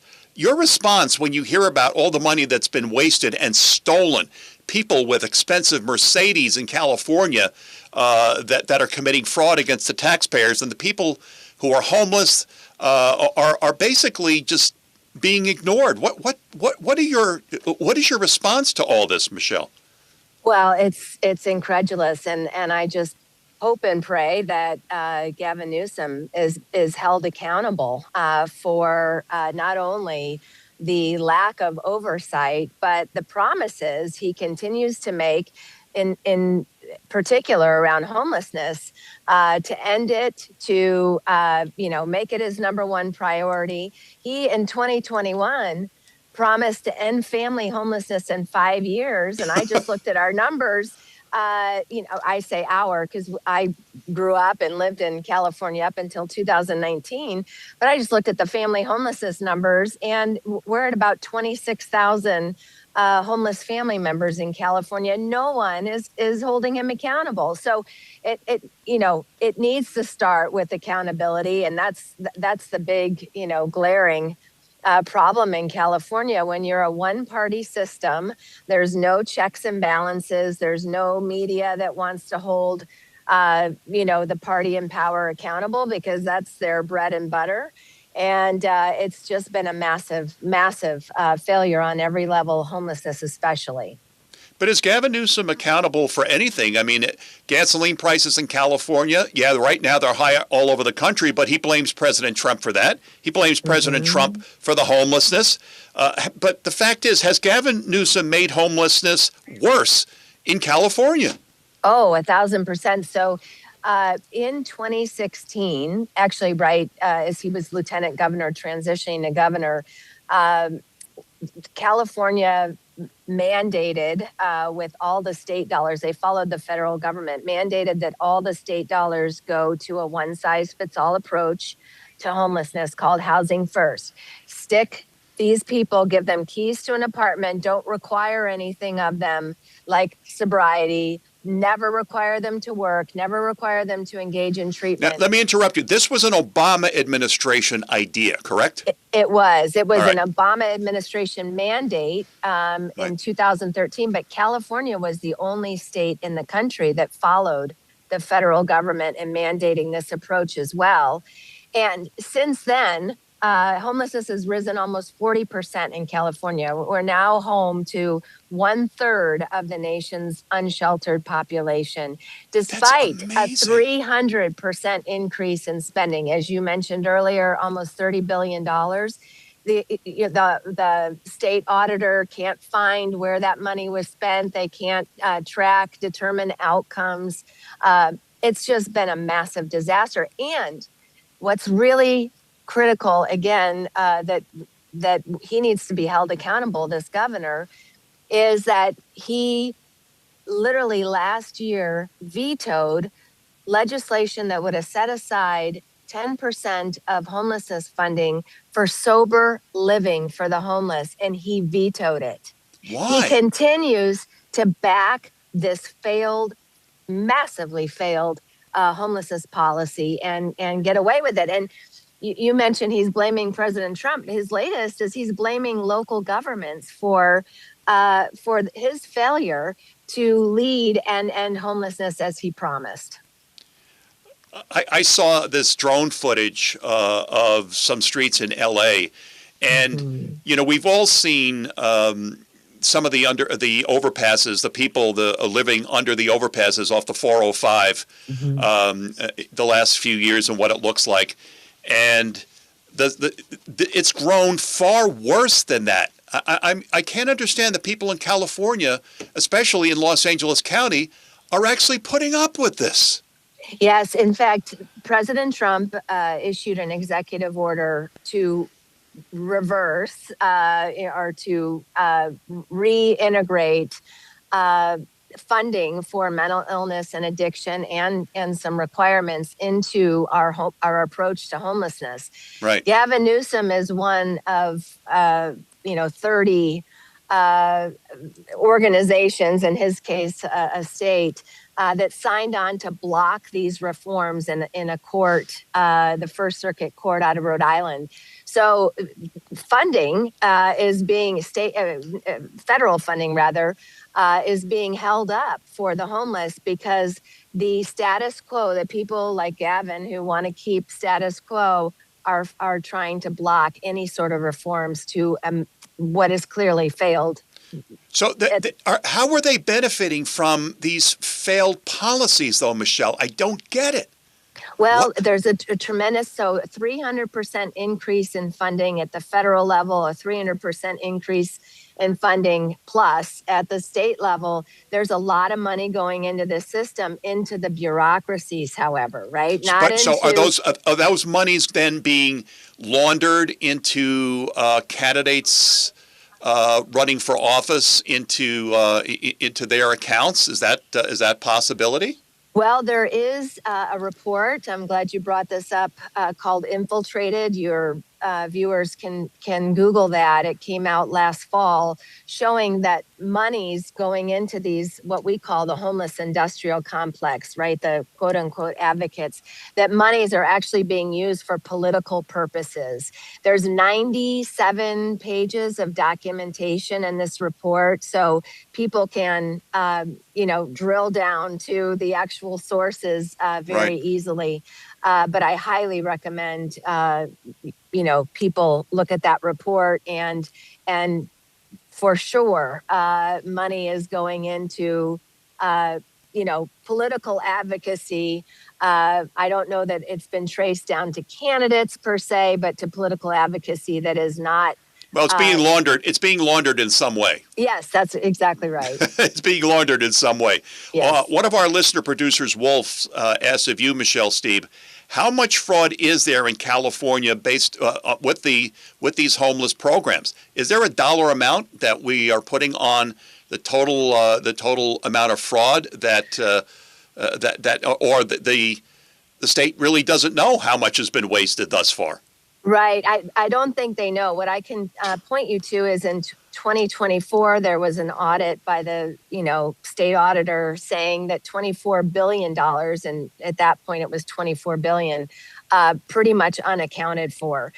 In San Francisco alone, there are 12 nonprofits that are under investigation for homeless serving nonprofits. Now, excuse me, is that federal investigation or is that state investigation? Do you know?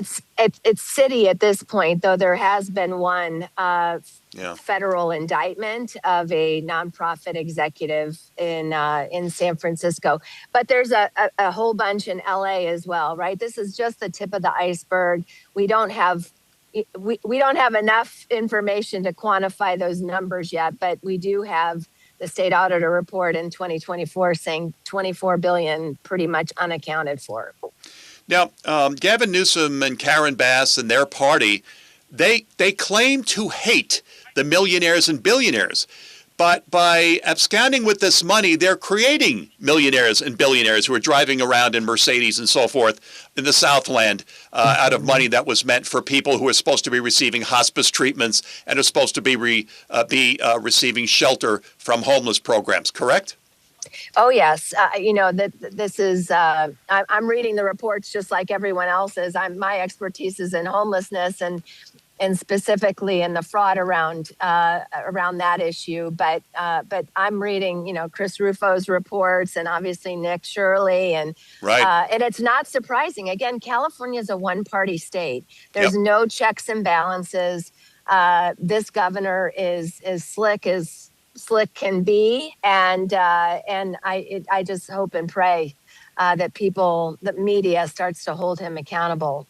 Now you're born and raised in California, right, Michelle? Not born there, born in Hawaii, but raised in California, yes. And do you still live in California?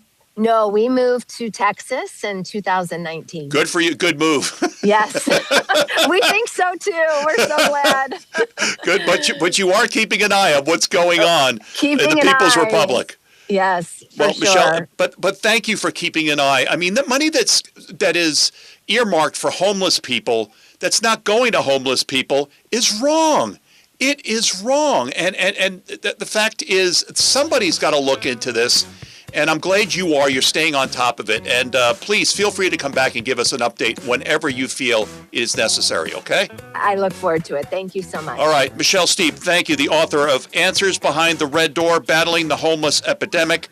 And you're a visiting fellow with the Discovery Institute Fix Homelessness Initiative. Thank you so much, Michelle. Have a very blessed Easter.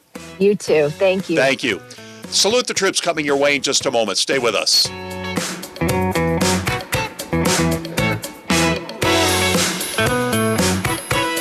Here's a look at your Delmarva forecast. Sunshine mixed with clouds at times this afternoon with daytime highs approaching 78. Southwesterly winds 10 to 15 miles per hour. Lows dip down to about 62 tonight, mainly clear skies. 82 tomorrow. Highs level off around 74 Sunday with showers likely. 60 mainly sunny skies Monday. I'm meteorologist Paul Trombley from the Talk of Delmarva Weather Center along the coast. Currently, it's 66 degrees. Celebrating over 40 years. 92.7 and 98.5. The Talk of Delmarva. Get the WGMD app online today. Try before you buy. Hi, I'm Chris Adams of Mattress Peddlers in Lewis, your local family-owned Serta mattress store. Visit our showroom to try out the best bed for you. Your decision on a mattress today ensures comfort for years to come. Feel the difference and decide. We have memory foam, hybrids, and adjustable bases. Take the time to stop by Mattress Peddlers in Lewis, open Monday through Saturday, 10 to 4 on Route 24 in Peddlers Village. Mattress Peddlers. The Talk of Delmarva's Delmarva Dollar Sale was a huge success. If you're one of the smart shoppers who took advantage of the Talk of Delmarva's Delmarva Dollar Sale, here are just a few of the many sponsor locations to spend your Delmarva dollars. Admiral Jewelers in Milton, Grocery Outlet, Salisbury, Maryland, Chagrin Home Comfort Products, Rehoboth and Millsboro, Nicola Pizza, Route 1 North in Lewis. For a complete list of all the Delmarva Dollar sponsors, visit the talkofdelmarva.com. Hi, I'm Clark, principal at Giuliani Associates. Before you build, you design. And design determines cost, efficiency, and longevity. A well-designed facility reduces friction and supports growth. A poorly designed one becomes an ongoing expense. If you're planning a restaurant, office, public facility in Delmarva, start with the right plan. Giuliani Associates. Architecture is an investment. Design at betterdelmarva.com. Design at betterdelmarva.com. Hi, this is the Rehoboth Foodie. Join me this weekend and every weekend when WGMD, the Talk of Delmarva, becomes the food of Delmarva from 2 until 4 on Saturday afternoons. I'll give you a behind-the-scenes peek at the food industry professionals who keep Delmarva eating. I'm right here on WGMD 92.7 FM, or you can listen from anywhere on your phone or computer at WGMD.com. Either way, it's a feast for the ears. To honor those men and women who have defended freedom whenever and wherever it was threatened, the Talk of Delmarva presents Salute the Troops. Salute the Troops honors the courageous service to our nation of Captain Ryan McDermott, U.S. Army retired, who served in Iraq during the initial invasion back in 2003. Captain McDermott served our nation from 2000 to 2006 with the 3rd Infantry Division. He was platoon leader and responsible for reducing obstacles and destroying enemy forces from the Kuwaiti border all the way to Baghdad for his service to the nation. Captain McDermott was awarded the Bronze Star. He earned the Ranger Tab and the Combat Infantryman Badge. Salute the Troops honors the courage and intrepidity on the battlefield in Iraq of U.S. Army Captain Ryan McDermott. If not for his actions defending freedom and liberty, this nation could not. This nation would never have remained free. For Salute the Troops, I'm Jake Smith.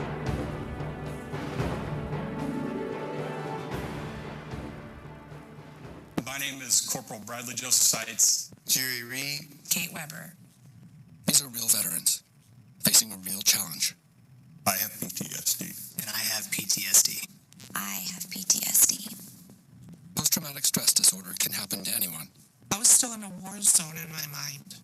But treatment can turn your life around. Treatment has really saved my life. To learn about PTSD and how treatment can help you, call your local VA medical center or visit ptsd.va.gov. Broadcasting from the Montague Car Care Center studio. It's your News Talk America on 92.7 WGMD. The Talk of Delmarva.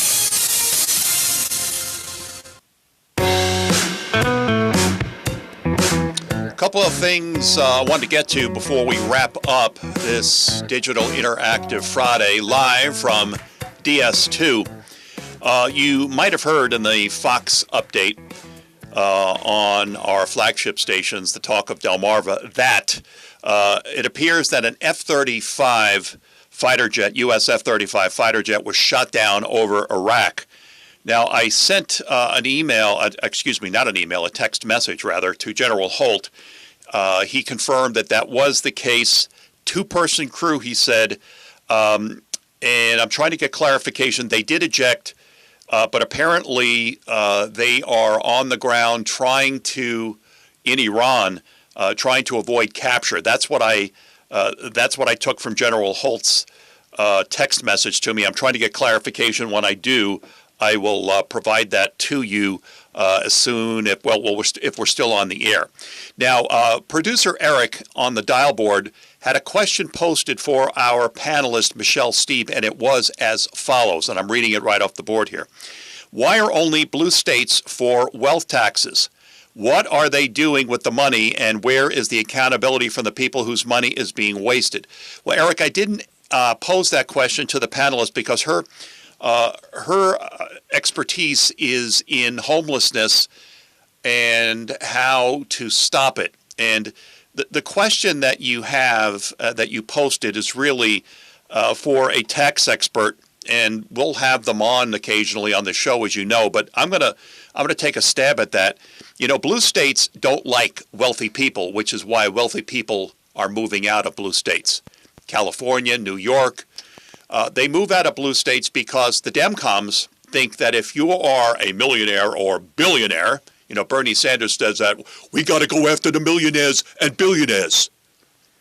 If you're a millionaire and billionaire, you did something wrong to get that money. You stole from people who don't have it. You basically absconded with other people's money. You should have spread your wealth around, and you didn't. And now you're rich and wealthy, and we're going to take it from you. Well, that's what happens in blue states. So they have wealth taxes, and that's why they have death taxes. So the fact is that that's what the Demcoms do. They try to steal money from people who they feel don't deserve it. And if you worked hard, you built a company, you built your wealth through hard work and sweat, the Demcoms are going to steal that money from you because that's what communists do. They don't want you to have riches that you earned. They want you to spread that wealth out and give it to the government. Now, of course, if you are Nancy Pelosi, you're going to use your position in the government to steal by getting stock information behind the scenes, and you're going to use that information based on your position in government to invest, and you're going to steal that way. But that's okay. That insider trading information is okay. You can get rich that way, but don't get rich by building a company, by building a corporation, by building a landscaping company.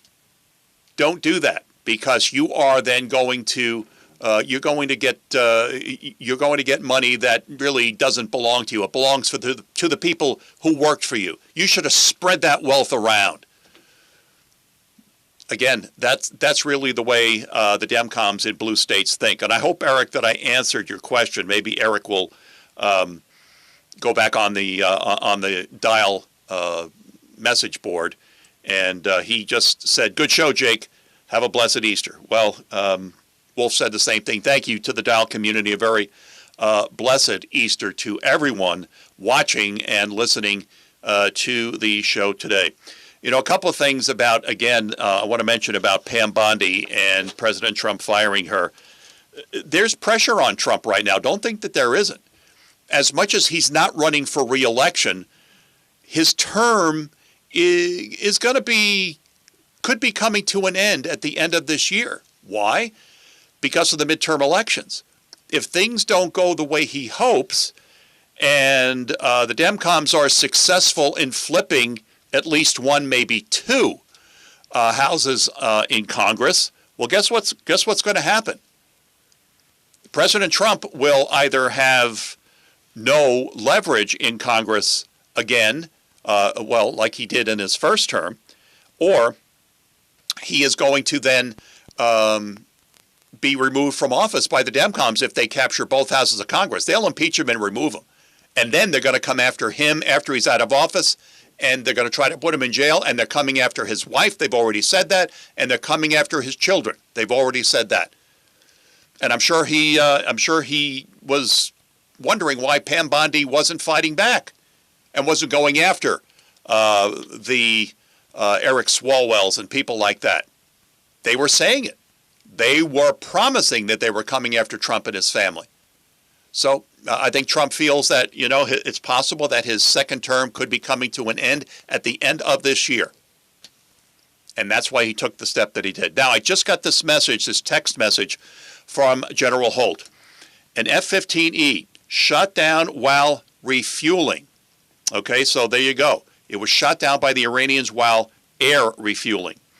CSAR Bird crashed trying to get in.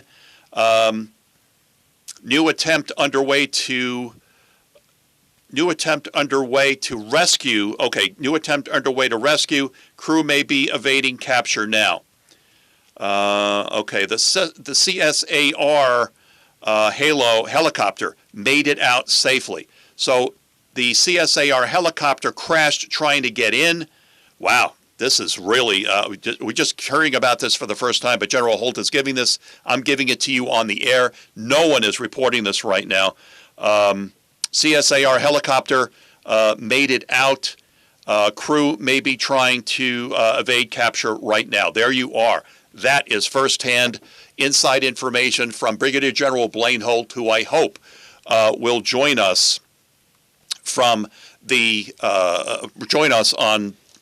Easter Monday. We don't call it Easter Monday here. It's called Easter Monday in Europe. But on Monday, giving us an update on what has taken place. So there we have it. An F-35 refueling in midair was shot down by or damaged by the Iranians, crashed. Two pilot, I guess navigator, ejected. I'm not sure if it was, I guess it was the Air Force tried to rescue them by a helicopter. That one helicopter was shot down. Another rescue attempt was made. Wow. That is going on right now. Well, okay. The truck is telling me F-15. General Holt is saying, let's see what he said F-15E. All right. Thank you for correcting me. Before I read it was an F-35E, so it's an F-15E. Thanks, Mark, for correcting me on that. So there we go. It's an F-15E that was shot down, that was refueling in midair. I think we've got that information to you. Thank you so much, my friends. Remember, you have a voice. Make sure your voice is heard loud and clear. Millie, Triel, you're home. Have a great weekend, a blessed Easter to one and all. See you on Monday.